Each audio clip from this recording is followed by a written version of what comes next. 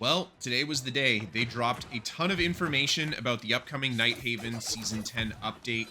We're getting a lot. This is the biggest zone they have done yet. There's a huge underground portion.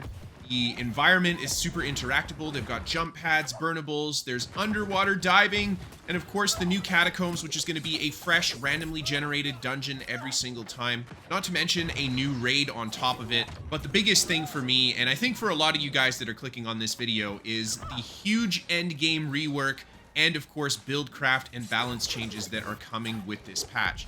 And in this video, I'm going to, as quickly as possibly and as correctly as possibly, go over all the changes that we know about from today's dev video that was released. If you want to watch the whole hour and a half almost dev video, there is a link to it down below for you guys.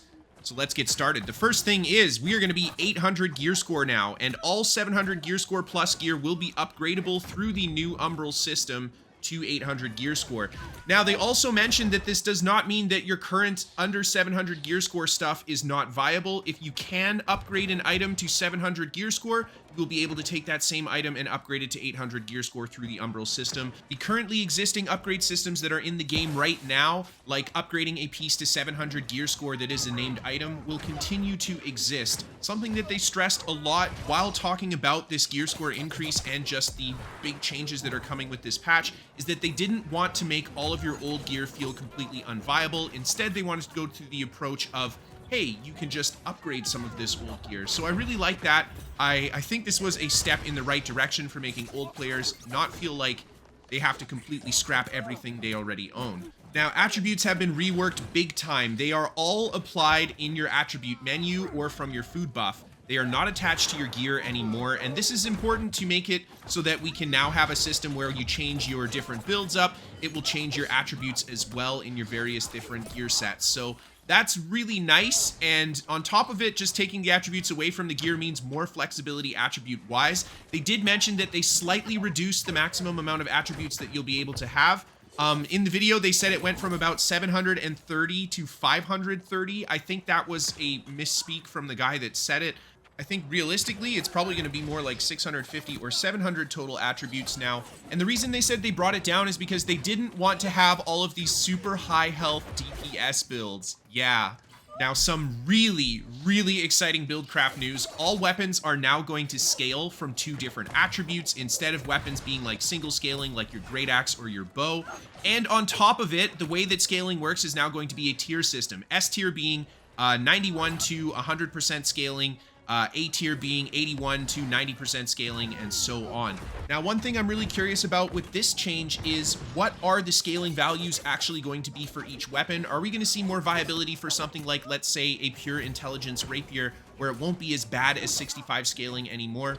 I'm not sure. What I do know is that this change is going to greatly open up your options for weapon pairings and your build options that exist in the game. Now, they did mention that some mandatory perks have now been removed. Hardy is no longer going to be a perk in the game. Instead, your light armor is just going to be able to do 3 dodge rolls. Your medium armor is going to be able to do 3 dodge rolls without the need of getting that hardy piece on. So big changes to how that kind of mechanic works, and we'll see what other kinds of, I guess, mandatory perks we won't see in the game anymore with these changes. Now, a little bit more on the Umbral system. You can upgrade your items with your Umbral shards anywhere. It's just done in your bag, and it's not attached to any crafting systems that exist in the game right now, so you're not going to need to level up your crafts in order to upgrade your stuff with Umbral shards. And they said they're aiming for a player to be able to obtain around 5 800 gear score items per a week. Or I guess the material equivalent of Umbrals to make 5 800 gear score items. They did mention that the Umbral shard is, or the upgrade process is exponential. So as you continue upgrading closer and closer to 800, it's going to cost a lot more. So it's much cheaper to just outfit yourself with full 790, for example. And the new perk charm system, I believe from what they have said, is going to be a system where you can take particular perks and just slot them into your items that you have.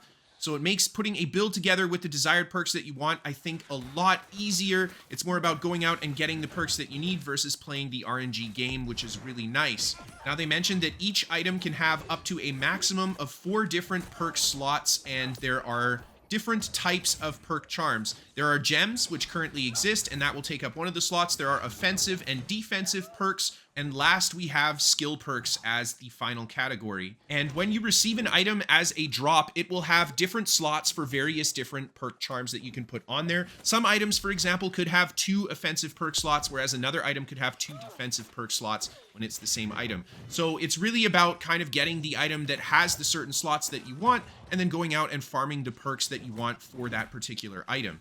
At least that's what I'm understanding. Now, some items will have certain perks that will drop as a fixed perk on that item every time, or have a chance of dropping a very rare and powerful perk on that particular item as well. So I like this because it creates some more chase items in the game, and of course it just adds more to Buildcraft. Again, this is something that we won't really see how it impacts until we get to see all of these different items, all of the different perks, and how they interact with each other, etc. So yeah, there's going to be a ton to see with Season's 10 launch. And when it comes to actually creating these perk charms yourself, they're going to cost a bunch of different materials, but namely they mentioned chromatic seals. So chromatic seals are still going to be a very important part of this game. It's going to be a very big part of the gold sink for Season 10. And they're cheaper. They're 2k gold per chromatic seal instead of 5k now, so that's really nice as well. And there is no more limit on how many you can buy, so you can buy as many as you can possibly afford in one go.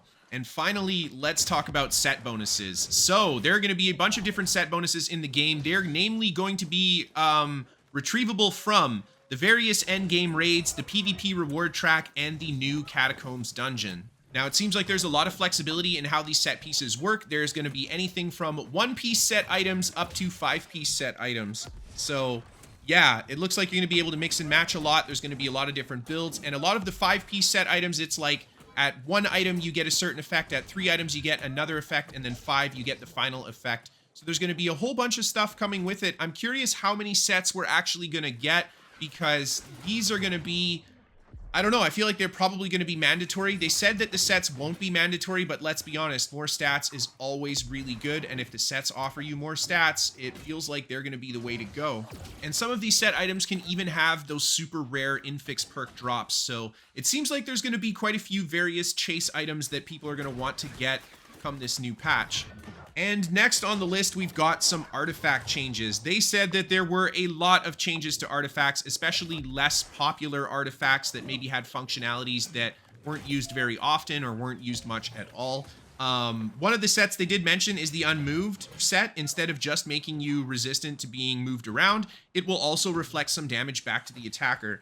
They also mentioned that Life Taker is now going to scale from intelligence and dexterity only. So a lot of your various weapons like Abyss, Life Taker, and Inferno, these weapons are going to change not to have a scaling that changes with your actual gear score, but a flat scaling. So I think Inferno is probably going to be like intelligence strength, I'm not sure. And those were the only 2 artifacts they really gave us any hints on what is changing. Last but not least, they did confirm a new heart rune that's coming, the Phantom Blades, which is a spinning blade. It can move with you. It can be sent spinning forward depending on which heart rune option you take from it. And it applies Sluggish, which is a new effect that prevents your opponent from dodging unless they land an attack. And that's it. That's all I could glean from the video that they did. There is a lot of information in it. If I missed something, please feel free to put it in the comments below. Also, there is a link to the actual video down below if you guys want to watch the whole dev video yourself. There's a lot in there. I think it's a good watch if you're interested in this kind of stuff. And yeah, I am so fucking excited for this upcoming update. Seriously. New World needs a big update like this. We'll see how well these endgame systems work once we actually get in the update, but holy crap, I'm excited, guys.